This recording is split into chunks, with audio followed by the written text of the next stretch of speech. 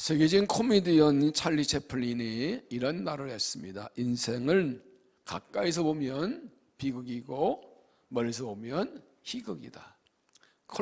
컬러적으로 보면 비극이지만 롱샷으로 보면 희극이다. 이런 말을 했습니다. 인생에 일어난 일들을 가까이 들여다보면 슬픔과 괴로움이지만 멀리서 보면 기쁘고 좋은 일이 보인다.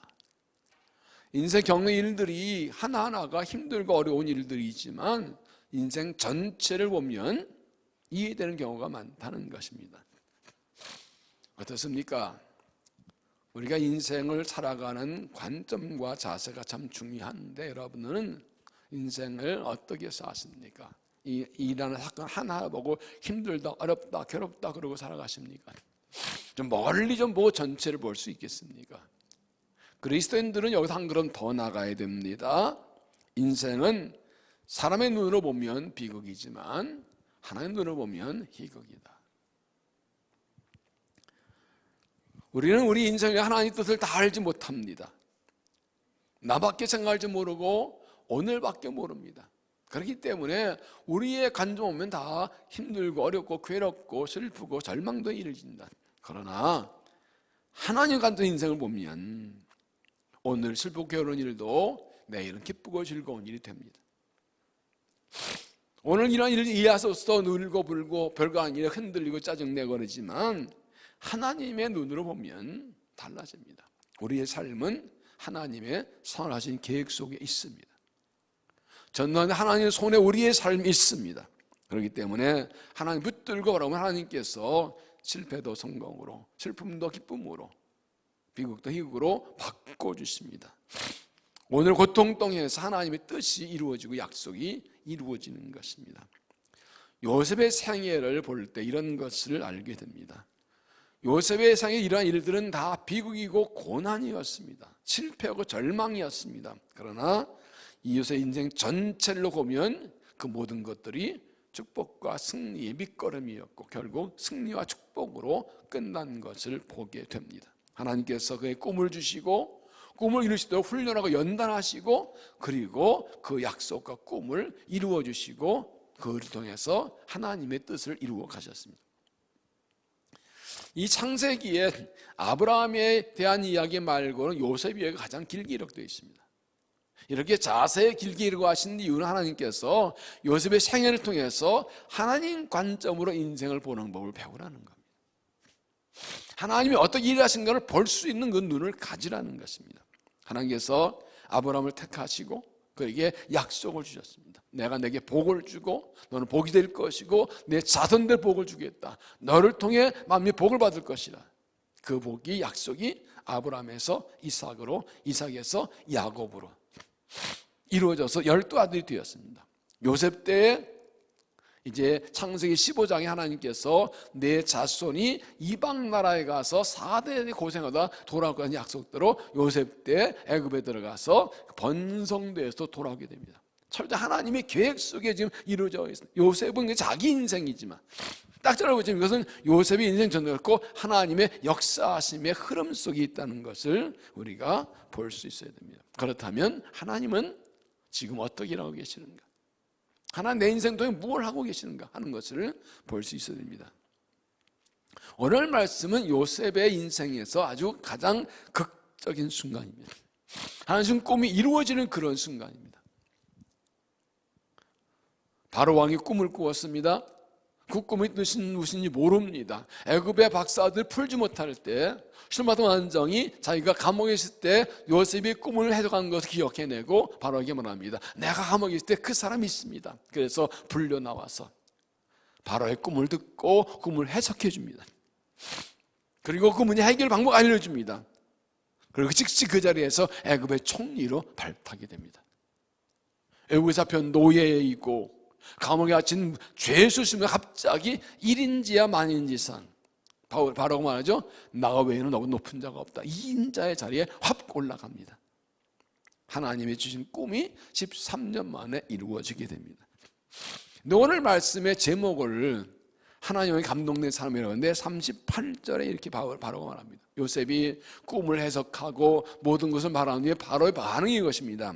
38절 바로가 그의 신하들에게 이르되 이와 같이 하나님의 영에 감동된 사람을 우리가 어찌 찾을 수 있으랴 하고 이스라엘에게 이르되 하나님 모든 일을 내게 보이셨으니 너와 같이 명철로 지혜로운 인자가 없도다. 바로가 하나님 말합니다. 너는 정말 지혜로운 사람이다. 이런 사람 없다. 근데 너는 하나님의 영에 감동된 사람이다. 세 번째 읽으면 하나님의 영이 함께하는 이 사람을 이 사람 말고 어디서 또 찾을 수 있겠느냐.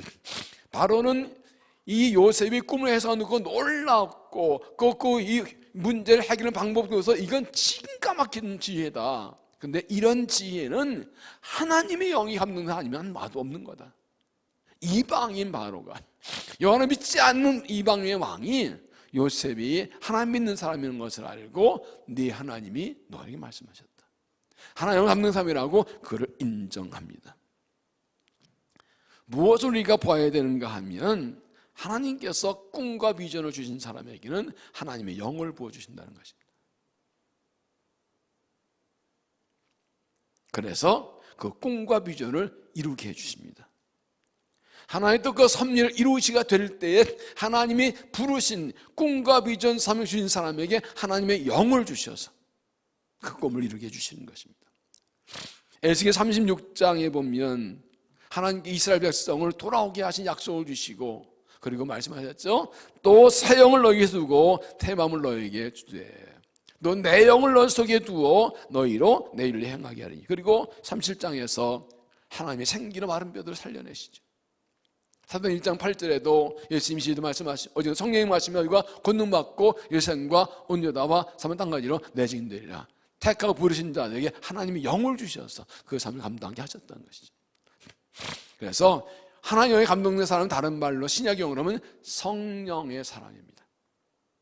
성령 충만한 사람, 성령을 따라 사는 사람. 어떤 사람이 하나님의 감동된 사람인가 하는 것을 함께 생각해 봅니다. 첫째는 하나님의 일하심을 안다. 하나님의 감동된 사람들은 하나님의 일하심을 압니다. 25절 요셉이 바로에게 아뢰되 바로의 꿈은 하나라 하나님이 그가 하실 일을 바로에게 보이심이니이다. 7 좋은 암소는 7회요 7 좋은 이삭도 7회이니 그 꿈은 하나라. 그 위에 올라온 파리하고 흉한 7소는 7년이요 동풍에 말라 속이면 7 이삭도 7 행륜이 내가 바로에게 이르기를 하나님이 그가 하실 일을 바로에게 보이신다는 것이라. 25절에서도 하나님이 하실 일을 보이셨다. 28절에도 하나님이 하실 일을 보인 거다. 이 꿈은 하나님께서 하실 일을 당시에 보이신 겁니다. 이렇게 말합니다. 바로의 꿈 얘기 듣고 하나님의 일하심을 그는 깨달았습니다. 29절 온 애굽 땅에 7 흉년이 있겠고 후에 7해 흉년이 들므로 애굽 땅에 있던 풍년이 다 잊어버리게 되고 이 땅이 그게 망하리니 그 후에 든 그 풍년이 너무 심함으로 이전 풍년이 이 땅에서 기억하지 못하게 되리라. 바로 꿈을 해석합니다. 7소와 7 이삭이 무엇인지. 살진 소와 살진 이삭은 7 풍년이고 마른 소와 파리한 이삭은 7 흉년이라고. 그리고 이렇게 말합니다. 32절 바로께서 꿈을 2번 겹쳐 꾸신 것은 하나님이 이 일을 정하셨습니다. 이 하나님이 속히 행하시니. 하나님이 일하기 전에 하나님이 일하십니다. 3번에 읽으면 임금께서 같은 꿈을 2번이나 꾸신 것은 하나님이 일을 행하시게 하시기로 결정하셨고 그 일을 꼭 그대로 하겠다는 것을 말씀해 주신 것입니다. 꿈을 꾸게 하시는 분 하나님이시고 그 일을 하시는 하나님이시라. 지금 하나님이 일하십니다. 이걸 깨닫고 선포하는 겁니다. 하나님의 영에 감동된 사람은 하나님의 일하심을 깨달아 합니다. 하나님의 영에 있는 사람은 하나님의 일하심을 깨달아 알 수 있습니다. 모든 일을 통해서 그 속에는 하나님의 일하심을 보게 됩니다. 평범한 일을 통해서도 하나님의 손길을 알게 되고 갑자기 일어난 일을 통해서도 예상 못한 일을 통해서도 이 아선을 통해서도 하나님 일하게 계심을 그 안에 하나님 일하심을 알고 보게 됩니다. 사람이 이해할 수 없는 일과 예상 못한 일이 일어날 때에도 하나님께서 그 뜻을 세우시고 일하고 계신다는 것을 알게 됩니다. 여러분 지금 코로나19 팬데믹으로 전 세계가 고통을 당하고 있습니다. 왜 이런 일이 있을까요? 환경을 파괴하고 탐욕이 많은 원인들을 지적하죠. 그러면 하나님은 이걸 통해서 뭘 하실까요? 그거 생각하시나요? 빨리 코로나19가 빨리 종식되고 벗어나고 회복되기를 기도하는데 그거 해야죠. 그런데 하나님의 뜻은 무엇일까요? 지금 하나님이 무슨 일을 하고 계시는 건가요? 전 세계에 대해서, 우리 나라에 대해서, 한국교회에 대해서, 우리 교회에 대해서, 나에 대해서 하나님이 코로나19를 통해서 뭘 하시려는 건가요? 그거를 생각하고 구하고 기도하시네요. 사람마다 다를 것입니다. 내 인생에 어떤 생각하지 않은 일과 사건이 일어났을 때, 실패가 있고 고통이 있을 때 하나님 그럴 때 뭘 하시는 건가요? 내 안에 축복이 있고 승리가 있고 성공이 있을 때 하나님 나를 뭘 하시려고 그런 걸 주시는 건가요? 하나님의 사람은, 성령의 사람은 이걸 고민하고 기도하고 구합니다. 그리고 그걸 압니다. 어떻게 하나님을 하시면 알 수가 있나요? 하나의 믿음 때문에 그렇습니다. 하나님이 역사와 인생의 주인이시다. 이걸 믿고 아는 사람은 그걸 합니다. 하나님 천지 만물을 창조하셨고 우주를 운행하고 계시고 역사를 주관하시고 인생을 주관하십니다. 역사 인생 하나님의 손에 있습니다. 믿습니까? 우주 만물과 역사 인생이 아무렇게나 흘러가는 것이 아니라 하나님 손에 있습니다. 모든 게 어쩌다 일어나는 것이 아니라 하나님의 뜻에 따라 나갑니다.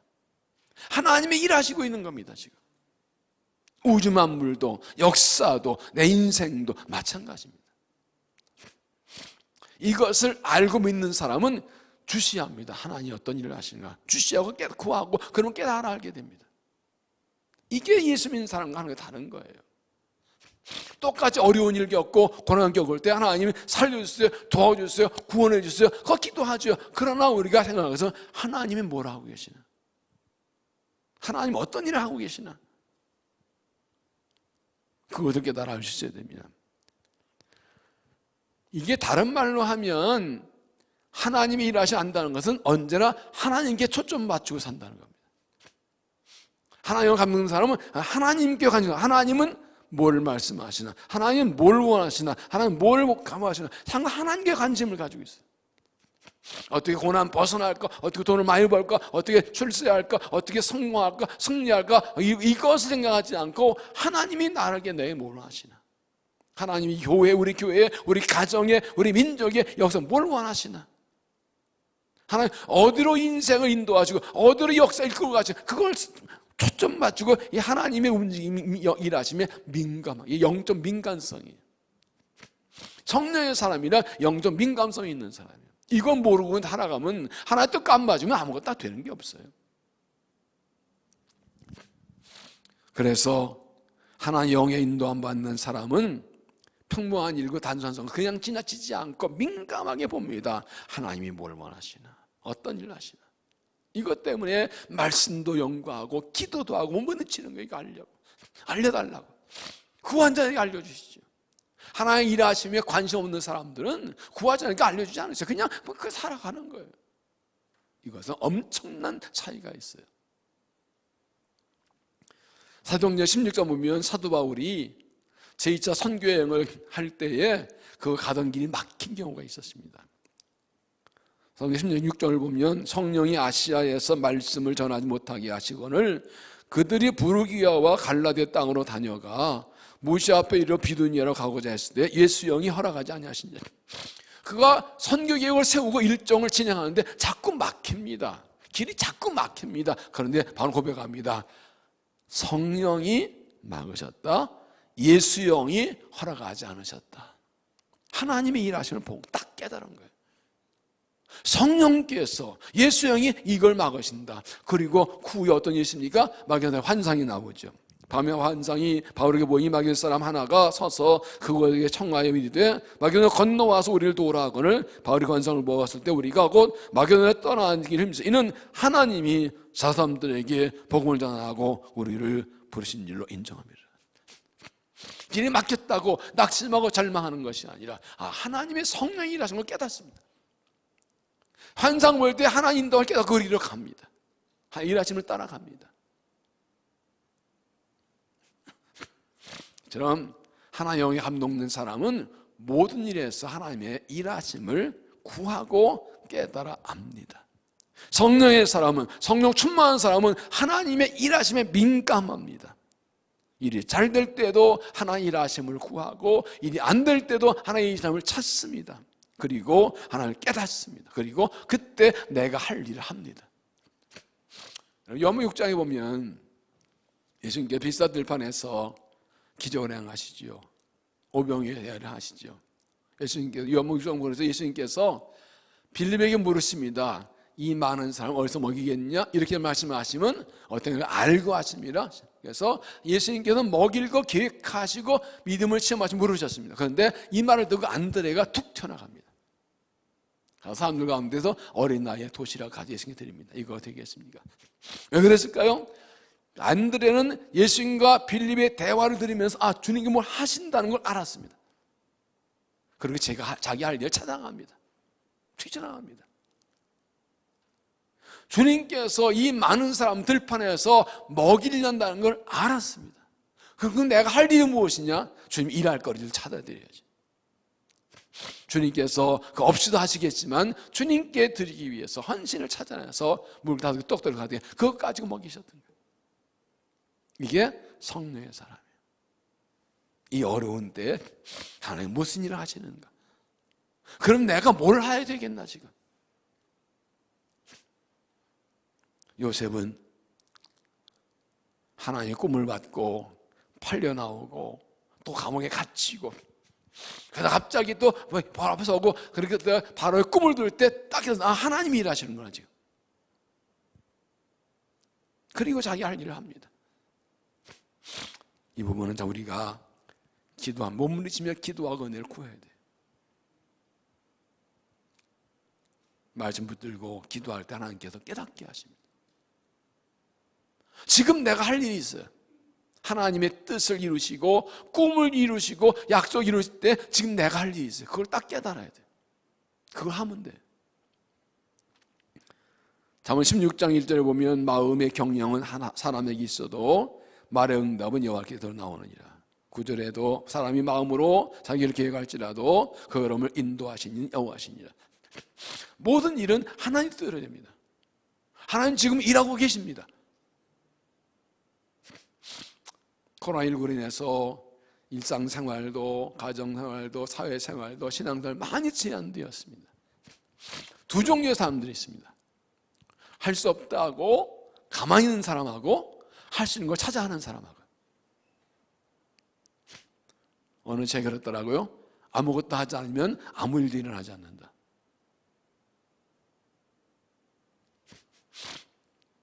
아무것도 하지 않으면 아무 일도 일어나지 않는다. 지금 가만히 있을 때예요. 아니에요. 뭐든지 해야 돼요. 하나님 일하지 말고 내가 할 일을 찾아 해야 되는 거예요. 하나님 일하고 계시니까. 하나님이 지금 일하고 계십니다. 약속대로 이루고 계십니다. 그때 일하십니다. 주신 꿈과 비 이루어 가고 계십니다. 하나님의 일은 멈추지 않습니다. 하나님 멈추지 않습니다. 하나님이 지금 약속과 비전을 이루어져 갑니다. 이것을 알고 하나님 역사 인생의 주님을 기억하고 하나님을 붙들려서 일하심을 알고 하나님 일하심에 쓰임받는 믿음이 되시기를 바랍니다. 두 번째는 하나님의 방법을 안다. 하나님에 감동된 사람들은 하나님의 방법을 압니다. 33절 이제 바로께서는 명철하고 지혜 있는 사람을 택하여 애굽의 땅을 다스리게 하시고 바로께서는 또 이같이 행하사 나라 안에 감독관들을 두어 그 7배 풍년에 애굽 땅에 5분의 1을 거두되 그들을 장차올 풍년에 모든 곡물을 거두고 곡물을 바로의 손에 돌리 양식을 위하여 각 섬에 쌓아두게 하소서. 이와 같이 곡물을 이 땅에 저장하여 애굽 땅에 이 말 일곱 흉년에 대비하시면 땅이 이 흉을 말미암아 망하지 아니하리다. 꿈을 해석하고 그것을 말합니다. 7배 풍년이 오고 7배 흉년이 올 것입니다. 그러면 풍년 때 이런 방법으로 곡식을 저장해 두면 흉년 때 이 나라가 망하지 않습니다. 정확히 말합니다. 꿈의 해석과 함께 다가올 문상하게 그 문제 해결하는 방법까지 다 알려줍니다. 바로가 이렇게 대답하여 39절 요셉에게 이르되 하나님이 이 모든 일을 너에게 보셨으니 너와 같이 명철치 있는 자 없도다. 바로의 꿈을 해석 못하는데 요즘에 해석뿐 아니라 방법을 알려주니까 너같이 지른 적 없다. 하나님 보이셨다. 하나님과 감동된 사람들은 하나님께서 그 하나님의 일을 하는 방법도 알려주십니다. 문제 해결 방법도 알려주십니다. 하나님이 감동된 사람은 어떻게 이런 사람을 찾겠습니까? 다른 말로 하면 하나님 방법은 하나님의 지혜가 있는 사람의 뜻이에요. 하나님의 감동된 사람들은 하나님의 지혜가 있습니다. 하나님께서 택하시고 꿈을 주신 사람 하면 하나님께서 하나님 일하심 보여주시고 하나님의 지혜를 주십니다. 그래서 하나님의 일을 행할 방법을 알려주십니다. 이게 성령의 지혜예요. 고린도 12장에 보면 은사는 여러 가지나 성령 같고 직분 여러 가지 주는 것 같으며 또 사역은 여러 가지나 모든 것을 모든 가운데 역사 이루시는 하나님은 같으니 각 사람의 성령 나타나심을 유익하게 하십니다. 교회는 그리스도의 몸이고 우리는 그 지체입니다. 그런데 하나님께서 성령께서 우리 각 사람에게 은사를 주신대요. 뭘요? 그리스도의 몸인 교회의 유익을 위해서. 그 첫 번째 은사가 뭡니까? 어떤 사람 성령이면 지혜의 말씀을, 어떤 사람 성령과 지식의 말씀은 성령에서 첫 번째 나오는 은사가 뭐예요? 지혜의 말씀이에요. 하나님의 감동 사람이 갖춘 첫 번째 말씀, 은사가 뭐예요? 지혜라고요. 그리고 지식의 말씀, 하나님 말씀에 대한 지식이죠. 여러분, 하나님의 감동 사람이란 지혜의 사람입니다. 하나님께서 성령을 통해 그 사람에게 하나님의 선한 지혜를 주십니다. 그래서 성령의 사람은 이 지혜의 은사를 받아서 하나님의 일하지 말고 하나님의 뜻을 행할 방법도 아는 지혜가 있습니다. 여러분, 하나님의 지혜는 두 가지예요. 첫째는 하나님의 뜻을 아는 지혜예요. 그리고 그 뜻을 행하는 방법도 아는 지혜예요. 하나님이 뜻을 주실 때는 방법도 알려주세요. 신기한 방법을 주세요. 생각하는 방법도 알려주세요. 하나님의 뜻을 알고 비전 붙들고 꿈 사명 붙들고 어떻게 되냐고 하나님께 무릎 꿇고 기도하고 간구하며 하나님께서 지혜를 주세요. 놀라운 생각지 못한 지혜를 주어주세요. 사람은 알 수 없는 머리싸움도 안 돼서는 바로 말하죠. 하나님께서 내게 이것을 보이셨으니 너같이 지혜로운 자가 어디 있느냐. 하나님 주신 지혜는 사람이 감당할 수가 없어요. 인간의 머리를 짜내도 그런 거 안 나와요. 성령의 사람은 지혜의 사람이에요. 그래서 하나님의 뜻을 알고 그 뜻을 행할 방법도 알아요. 또 하나는 사탄의 간교를 깨닫는 거예요. 그게 또 하나의 지혜예요. 우리가 하나님의 뜻을 따라 살려 하고 하느라 할 때 악한 마귀가 수없이 공격하고 유혹하거든요. 간사하게 계략을 쓴다고요. 맞짱 뜨자 그러면 싸울 텐데 교묘하게 유혹하고 꼬시거든. 근데 그걸 알아채는 게 선한 지혜예요. 이건 사탄의 장난이다.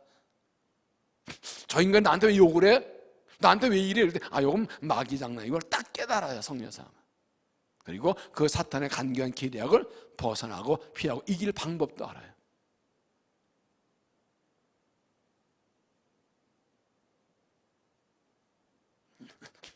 그래서 성령의 은혜 아니면 우리가 살 수가 없어요. 하나님의 지혜 아니면 살 수가 없어요.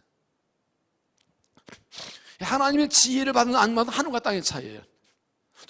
왜 그렇게 하는데? 그 방법을 하는 거 아니야. 너 이해가 안 돼. 자꾸 그래요. 세상 지혜는 하나님 지혜가 이해가 안 됩니다. 인간의 경험과 상식으로는 이해가 안 됩니다. 근데 하나님 방법이 그래요. 하나님 지혜가 그래요. 그런데 말씀하죠. 하나님의 약함이 사람의 강함보다 낫고 하나님의 미련함이 사람의 지혜보다 낫다고요. 어떻게 하나님과 사람의 감히 비교가 됩니까? 능력과 지혜가. 예수의 십자가는 실패와 저주였는데 그 십자가를 통해서 죽고 부활하심으로 인류 구원하신 하나의 역사 이루셨잖아요.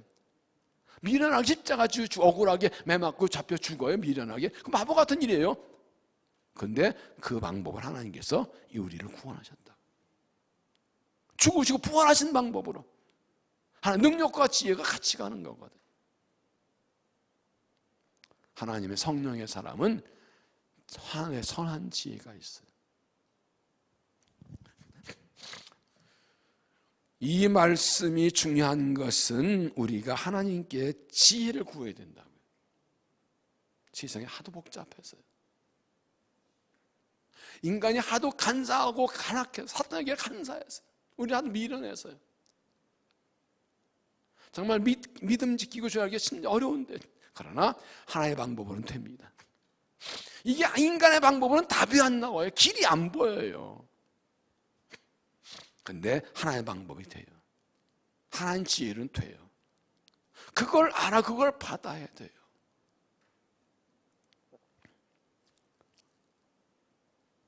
그래서 하나님의 사람은 성령의 사람이 돼요. 성령의 사람들은 그 지혜가 통해요. 이해가 돼. 그게 하나님 방법이 이해가 돼요. 성령의 사람인 사람은 이게 이해가 돼. 왜 그렇게 하는데? 그러다 망해주고. 근데 그대로 하니까 되잖아. 하나님이 하시는 거예요. 보통 10장 16절에 보면 보라 내가 너희를 보내임이 양을 이리로 간데 보낸 것 같도다. 그러면 너희는 100가지 지혜롭고 빌가지 순결하라. 우리 예수님께 제자를 보내시면서 내가 너희를 보내는 게 양을 이리 가는 거다. 이리한테 양보면 그냥 잡혀먹어요. 양이 이리한테 안 잡혀먹으려면 지혜로워야 된다는 거예요. 뱀이 얼마나 간교합니까? 아담도 타락시켰는데, 그런데 하나님 백성, 하나님 일꾼들은 빌가지 순결한 동시에 100가지 지혜로운다. 순결한 가지 안 돼요. 순섬을 지키면 동시에 지혜로워야 되는 거예요. 우리가 주의를 할 때 믿음도 있어야 되고 열심도 있어야 되고 능력도 지식도 경험도 물질도 다 있어야 됩니다. 그러나 가장 중요한 게 뭐예요? 지혜가 있어야 돼요. 생각의 지혜, 말의 지혜, 행동의 지혜. 어떤 사람은 옳은 말 하는데 말을 싸가지 없이 해가지고 말이 맞는데 들으면 기분이 나빠. 어떤 사람은 아프긴 말인데 들어도 괜찮아. 말을 지혜롭게 해요. 생각의 지혜, 말의 지혜, 행동의 지혜가 있어요. 이거 하나님께서 주시는 거예요. 야고보서 3장에 보면 세상적이고 마귀적인 지혜는 원망과 불평과 거짓말과 다툼을 일으키는데 하나님 위로 오신 지혜는 의롭고 화평하고 선결하도 화평으로 심어서 의열매 맺는다고 그랬어요. 하나님의 방법은 화평으로 심어서 열매 맺는 거예요. 세상 지혜는 다투고 싸워서 망하게 하는 거예요.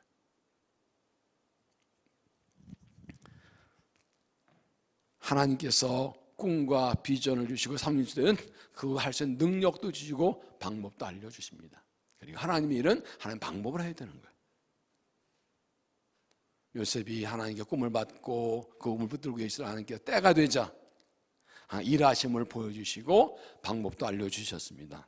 하나님의 성령에 감동된 사람, 성령의 사람 되어서 성령의 지혜를 받아서 하나님 역사를 감당하는 믿음이 되시기를 바랍니다. 세 번째는 하나님의 부르심을 합니다. 하나님의 감동된 사람은 하나님의 부르심을 합니다.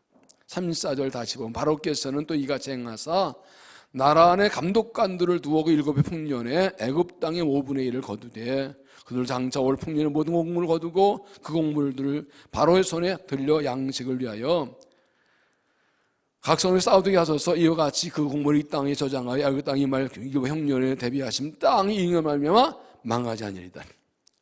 이 마지막 중요합니다. 이렇게 풍년에 곡식 걷어서 흉년을 대비하면 흉년에 이 땅이 이 나라가 망하지 않겠습니다.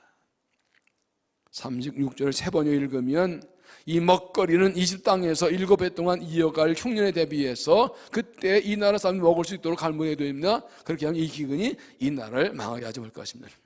잘 보세요. 요셉이 이 방법을 알려주는 목적이 무엇입니까? 이 나라 사람들이 망하지 않게. 내가 지혜가 있다고 뽐내거나 자기가 출세하고 높아지기 위해서 말하는 것이 아니라 하나님이 주신 목적은 이 흉년 때 이 나라가 망하지 않게 하는 겁니다. 그건 하나님의 부르심을 합니다. 우리의 주신 부르심은 무엇입니까? 사람들을 살리는 겁니다. 하나님의 중국과 비전이 무엇입니까? 사람들을 살리는 겁니다. 하나님 나라 세우는 게 뭡니까? 죄에 빠진 영혼을 구원하는 겁니다. 왜 나를 부르셨는가? 이게 이 다른 거예요. 세상 사람들은 그저 꿈과 비전, 그러면 내가 잘 되고 내가 잘 먹고 내가 잘 나가는 거예요. 우리 집 잘, 우리 자살 되는 거예요. 그게 그냥 그 꿈이에요. 그냥 하나님의 꿈과 비전은 뭐예요? 이 나라가 망하지 않게, 사람들이 망하지 않게, 사람들 나라를 살리고 민족, 이게 하나님의 꿈, 주신 꿈, 하나의 부르심이에요. 하나님께서 아브라함을 부르시고 이삭을 주시고 야곱을 주시고 여기 요셉을 부르시고 요셉을 이 애굽의 총리에 세우신 목적이 뭐냐고요? 이 땅 사람들을 망하지 않게 하려고.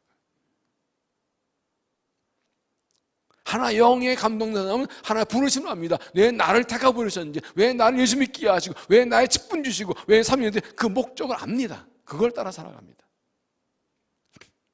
이게 성령에서 아닌 사람의 차이예요. 성령 사람 아닌 사람은 자기 위해 살아요. 예수 믿는 내가 나를 위해 사는 거예요. 내가 잘 되게 예수 믿는 거예요. 하나님 인용하는 거죠. 그러나 성령의 사람들은 하나 부르심을 알고 따라 살아갑니다. 요셉이 애굽의 총리가 된 후에 주위 나라까지 흉년 들어서 형들도 곡식을 살아와서 요셉을 만납니다. 요셉이 테스트한 후에 형들에게 자기를 밝힙니다. 창세기 45장 5절에 이렇게 말합니다. 당신들이 나를 이곳에 팔았다고 해서 근심하지 마소. 한탄하지 마소서. 하나님이 생명을 구원하시려고 나를 당신보다 먼저 보내셨나이다. 이 땅 2년 동안 흉년이 들었으나 아직 5년은 밭가리도 못하고 주도 못할지라 하나님이 큰 권으로 당신의 생명을 보존하고 당신의 후손을 세상에 두시려고 나를 당신보다 먼저 보내셨나니 그런즉 나를 이로 보내신 이는 당신들이 하나님이시라. 그런 말합니다. 당신 나를 팔았지만 나 원망하지 않습니다. 하나님 보내신 겁니다. 하나님께서 이 흉년 때 우리 가족과 우리 당 후손을 구하시려고 나를 먼저 보내셨습니다. 그는 자기의 애굽에 쫓겨 팔려온 것이 하나님의 부르심인 것을 압니다. 우리 가족들을 살리시려고 나를 먼저 보내셨다.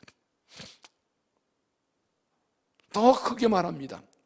50장에 가면 야곱이 죽어 장례를 지난 형들이 걱정합니다. 이제 아버지 죽었으니 요셉 우리 가만 안 둘 거다. 그래서 요셉에 가서 아버지가 원수 갖지 말라고 그랬다고 이렇게 얘기하는 요셉이 기가 막히게 울면서 대답합니다. 나 그렇지 않다고.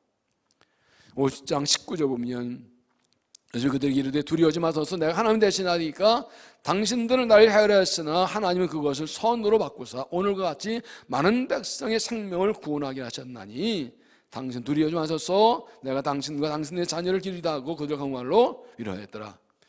하나님께서는 선업사 오늘같이 많은 백성의 생명을 구원하게 하셨네. 요셉이 총리가 되어서 하는 꿈을 해석하고 그 방법으로 이 곡식을 저장하게 됨으로써 애굽 땅 사람이 아니라 그 주위 나라 사람들도 다 흉년에 먹고 살게 되었다고요. 가나안 땅에서 곡식 살아왔잖아요. 요셉께서 하나님께서 이 땅에 많은 사람을 구원하시려 나를 보내셨구나. 요셉은 애굽 총리가 될 때부터 하나의 부르심을 합니다. 그 전부터 우리 가족을 구원하시려고 이 땅 사람 구원하시려고 애굽 땅을 구원하시려고 나를 세우셨다. 부르심을 합니다. 하나님의 영에 감동된 사람들은 하나 부르심을 합니다. 내가 왜 살아야 되는지, 삶의 목적이 무엇인지, 내 하나님 나를 왜 닦아줬고 나를 구원하시고 내게 직분하면 그걸 압니다. 하나님 나를 위해 하나님 영광을 위해 죄를 부르셨다. 사람들을 살리라고 나를 부르셨다. 이걸 압니다. 그것을 위해 살아갑니다.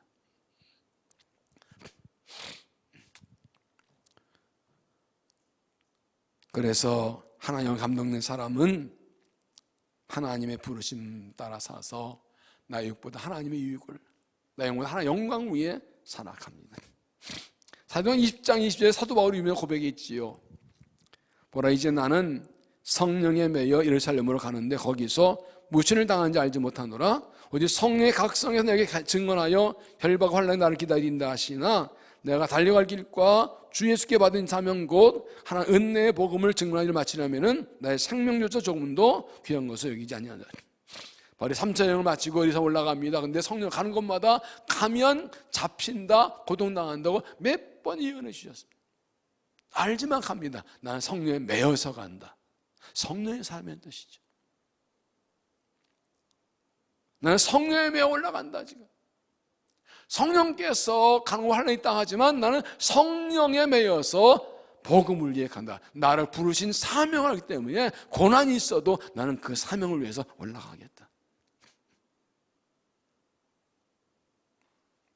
이 하나의 부르심을 모르는 사람은 힘들면 주저앉습니다. 어려우면 포기합니다. 누가 뭐라면 삐져가지고 안 합니다. 기분 나쁘면 안 합니다. 어렵다고 힘들다고 안 합니다. 그러나 성령의 사람은 부르심을 알기 때문에 그 길로 그냥 갑니다. 멈추지 않습니다. 포기하지 않습니다. 얼마나 귀한 사명, 얼마나 귀한 꿈과 비전을 받았는데 멈출 수가 없어요. 설렁설렁 살 수가 없어요. 대충 믿을 수가 없어요. 부르심을 알잖아. 나를 택하신 목적이 무엇인지, 나를 그 목적이 알기 때문에 그걸 멈출 수가 없어요. 바울처럼 달려갈 길을 마치고 선한 삶 싸우고 믿음을 지켜 끝까지 달려가는 겁니다. 부르심이 상을 향해서, 상을 향해서 끝까지, 누가 말해도 끝까지 달려가는 거예요. 멈추지 않고 쉬지 않습니다. 게으르지 않습니다. 부르심을 하기, 이게 성령의 사람이에요. 나는 성령에 매여 이 삶을 가는데,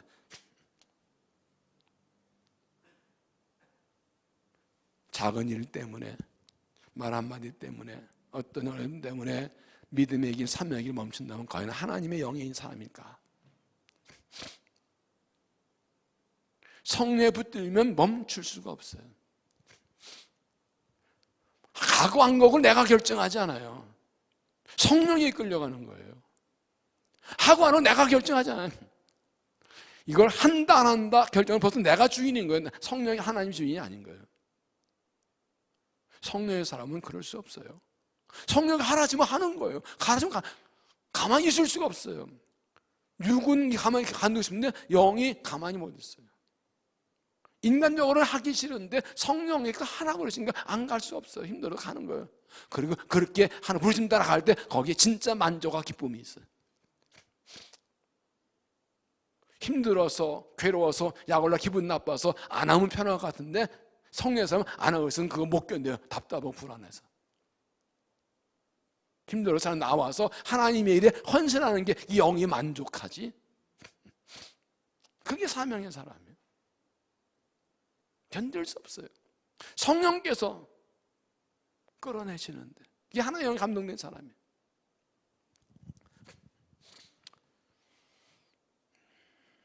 마태복음 6장 31절에 그러므로 염려하기를 무엇을 먹을까 무엇을 마실까 무엇을 입을까 하지 말라 이른다. 이방인을 구하는 것이라 너희는 아버지께서 이모 너희 있을 자 아시느니라. 그런즉 너희는 먼저 그의 나라 그를 구하라. 그러면 이모 너희도 하시리라.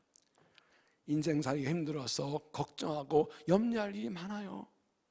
얼마나 염려하고 걱정하기 얼마나 힘들어요. 그런데 성령의 사람은 하나님께 맡기고 주의 일을 먼저 해요. 주님 나를 먼저 구해요. 하나님 책임져 주신다고요. 하나님 백성이, 하나님의 사람이, 성령의 사람이 주의 일을 하다가 망하면 하나님 책임이지 그건. 하나님 무능력이지. 그럴 수 없어요. 책임져 주셔요. 그런데 다른 건 이거예요. 성령의 사람이 아닌 사람은 주시면 하겠다고 그래요. 성령의 사람은 하면 주실 줄 알고 가요. 성령의 사람은 무조건 그냥 먼저 주의 나라를 먼저 구해요. 그 다음 따라오겠지 하고. 근데 성령에 충만하지 않은 사람들은 보장해주자는 움직이지 않으려고 그래요. 이거 정말 될 것 같아요? 하나님 참여해줄 거예요? 계산이 안 나오면 안 가. 왜? 자기 성령에 끌려가는 게 아니더라고요. 그래서 하나님께서는 하나님의 감동된 성령의 사람을 통해 일하시는 거예요. 성령 충만하고 성령 따라 사는 사람을 통해 일하시는 거예요. 네, 성령의 사람으로 성령을 따라 사는 사람이 하나님께서 얼마나 나를 통해 일하시는 것입니다. 그것도 만들 이루시고 영광 받으시는 것입니다. 성령으로 충만해서 성령에 붙들려서 부르심을 따라서 달려가서 하나 더 이루어드리고 증장 상급하는 믿음이 되시기를 바랍니다. 38절 다시 보십시다. 바로가 그의 신하들에게 이르되 이와 같이 하나 영에 감동된 사람을 우리가 어찌 할 수 있으려 하고 40절 너는 내 집을 다스리라 내 백성인 다 내 명령에 복종하리니 내가 너보다 높은 것은 내 왕적뿐이니라. 바로가 또 이르되 내가 너를 애굽 온 땅의 총리가 되게 하노라. 바로는 요새 말을 듣고 기뻐하며 그를 가끔 당연하게 애굽의 총리로 세웁니다. 하나 영에 감동된 사람이라고요. 그러니까 이게 뭐였어요? 바로가 요셉을 총리로 세운 이유는 단 하나 무엇입니까? 그가 하나님의 영에 감동된 사람이기 때문에. 하나님의 감동은 하나님의 영에 의해서 그 하나님의 영이 부드러웠어야 지혜가 나왔다고. 하나님 빼고 요셉은 아무것도 아니에요. 하나님 영을 빼고 요셉이 아무것도 아니에요. 그렇기 때문에 요셉의 바로가 요셉을 인정하고 그를 높이고 모든 나라를 맡긴 겁니다. 네가 말한 대로 이 정책을 펴서 나라를 살려라 맡긴 겁니다. 그래서 바로가 나중에 요셉에게 이름을 새로 지어줍니다. 45절 보면 그가 요셉 이름을 사브낫 바네아. 이 말의 이 뜻은 계시의 비밀자, 비밀의 계시를 아는 자는 뜻입니다. 바로는 인정합니다. 너는 하나님의 계시의 비밀을 아는 사람이구나. 인정합니다. 그리고 그가 명색이 내가 왕이고 나머지 네가 다 한다고 다 맡겨버립니다. 여러분, 사람들이 나를 어떤 사람으로 인정하나요? 나를 어떤 사람으로 말하나요? 내 주위 사람들이 나를 뭐라고 말하나요? 성령의 삶이라고 하나요?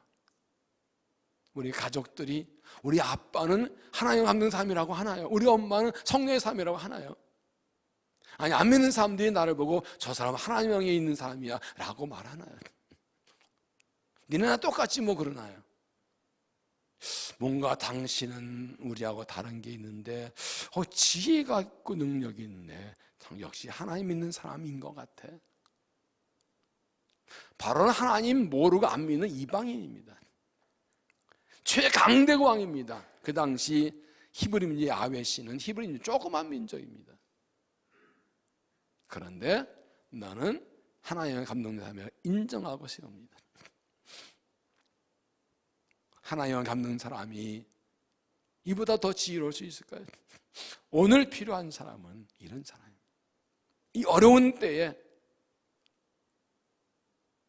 정말 필요한 사람이 요셉처럼 하나님의 감동된 사람, 그가 필요합니다. 이 어려운 난국을 헤쳐나가고 신앙이 흔들리고 교회가 흔들리고 세상이 복음을 거부하고 하나님을 거부하는 이 약한 시대에, 젊은이가 좌절에 빠진 약한 시대에, 고난의 시대에 요셉처럼 하나님의 감동된 사람을 하나님이 찾으십니다. 그런 사람 통해 일하십니다. 성령의 사람 통해 일하십니다. 저희 하나님 쓸 사람은 이 마지막 때 성령 충만한 사람, 성령 따라 사는 사람입니다. 인간이 아무리 많은 계획을 세우고 노력을 해도 하나님이 일하지 않으시면 아무것도 아닙니다. 성령이 일하지 않으면 아무것도 아닙니다. 스룹바벨 말씀하시죠. 스가랴 6절에 이는 힘으로 되지 않고 나의 영으로 되느니라. 이스라엘 바벨론 포로 잡혀갔다가 돌아와서 성전을 세우려 하는데 주위의 방해로 16년 동안 막혀 있었습니다. 학교 스룹바벨이 돌아와서 다시 세우게 하는데 하나님께서 말씀하셨어요. 이 일은 힘으로도 안 되고 눈으로 안 되고 나의 영으로 된다 그랬어요.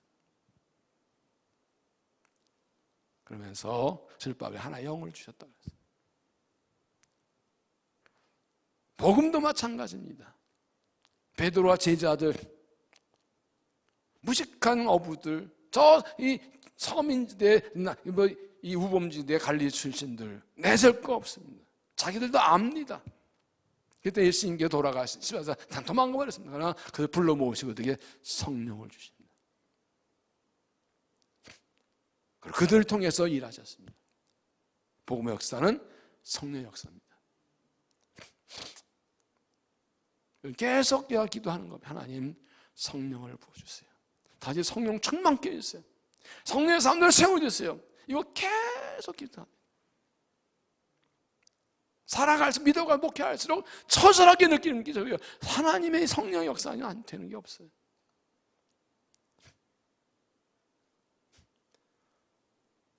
방역 지침이 바뀌어가지고 120명이 모이는데 이 금요일에 한 120명은 나와야 되는 거 아니에요? 그러니까 기도해서 성령의 은혜를 받아야 되는데 말이에요. 안타깝게 기도 하나님 정말로 부흥을 주세요. 부흥이 뭐예요? 성령 역사 일어나는 거예요. 우리 다시 한번 성령 충만해져야 돼요. 사형을 받아야 돼요. 생기가 들어가야 마른 뼈가 살아나. 하나님의 영이 들어가야 살아나는 거예요.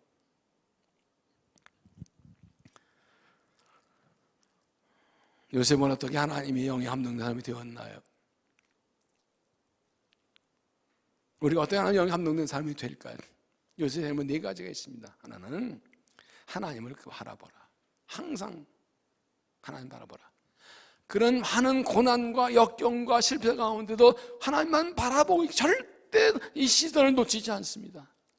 환경과 일과 사건의 마음을 뺏기지 않고 하나님만 바라보고 있습니다. 그래야 하나님의 영의 인도함 받을 수가 있어요. 둘째는 하나님의 때를 기다리는 것입니다. 형들에게 미움받아 팔려나가서 10년이 지날 때까지 얼마나 힘들었어요. 그때 인정받았어요. 누명서 감옥에 갇혀 2년을 썩어 지냈어요.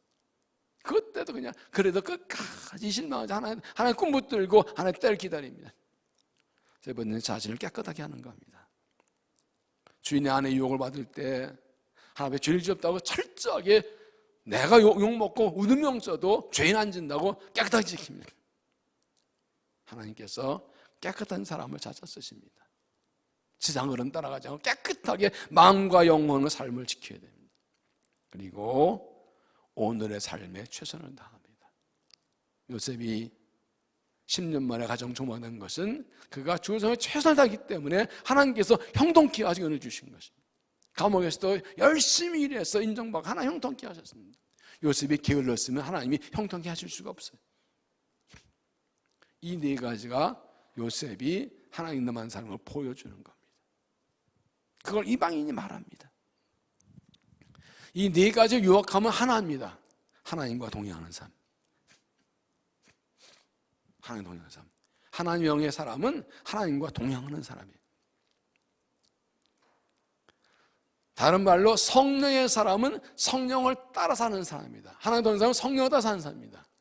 성령께서 인도하신 대로 사는 사람이에요. 내 생각과 경험은 따라가지 않고 사람 말 들고 세상 흐름 따라가지 않고 성령 인도를 따라 사는 사람이 성령의 사람이에요. 하나님께서 하나님과 동행하면 성령께서 하나님의 방법도 하나님의 능력도 일하시는 도 보여주시고 하나님의 길을 보여주십니다. 여러분, 성령 충만이 무엇입니까? 성령 충만 그러면 우리 많은 경우에 방언하고 환상 이런 걸 병거죠. 이걸 생각하는데 성령 충만이요 상태입니다. 어떤 상태요? 하나님께 순종할 준비가 된 상태. 이게 성령 충만이에요. 무슨 말씀하시는지 이해할 수 있는 성령께서 성령을 따라 사는 것. 성령 말씀하시면 뭐든지 합니다. 언제 준비된 사람. 이게 성령 충만이에요. 성령 충만하지 못한 사람은 자꾸 어떤 소리를 듣고 자기 생각을 집어넣고 할까 말까 내가 결정해요. 쉽게 안 따라가요. 그래서 성령의 사람은 그냥 따라가요. 그냥 순종해요. 하나님 뜻이면 그냥 가요. 하나님 그를 통해 일하시는 겁니다. 하나님의 뜻과 약속이 이루어질 때에 요셉 같은 사람이 필요합니다. 누구요? 하나님의 영에 감동된 사람, 성령의 사람, 성령을 따라 사는 사람이 필요합니다. 다시 한번 성령 충만을 받아야 됩니다. 성령의 인도함 민감하십시오. 늘 성령 충만 상태를 유지하시고 이거 잃어버리지 마십시오. 하나님의 뜻에 민감하고 일하심을 알고 하나님의 지혜를 받아서 부르심 따라 살아가는 사람. 그러면 우리 부족하고 연약하지만 하나님께서 우리를 통해 주신 꿈과 꿈을 이루시고 영광 받으실 줄로 믿습니다. 참 중요한 때를 살아가고 있습니다. 굉장히 중요한 때 지금 살아가고 있습니다. 하나님께서 일하고 계십니다. 뜻을 이루고 계십니다. 자유를 행하고 계십니다. 우리를 통해서 하나님 일하기 원하십니다.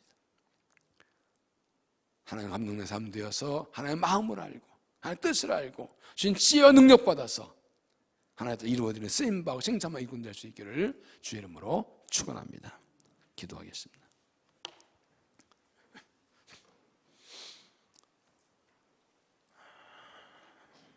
하나님께서 역사 인생의 주인이시어서 권능과 능력과 하나님의 뜻과 섭리와 지혜를 따라 우주를 행하시고 역사를 주관하시고 인생을 인도하신 줄로 믿고 고백하며 하나님을 찬양합니다.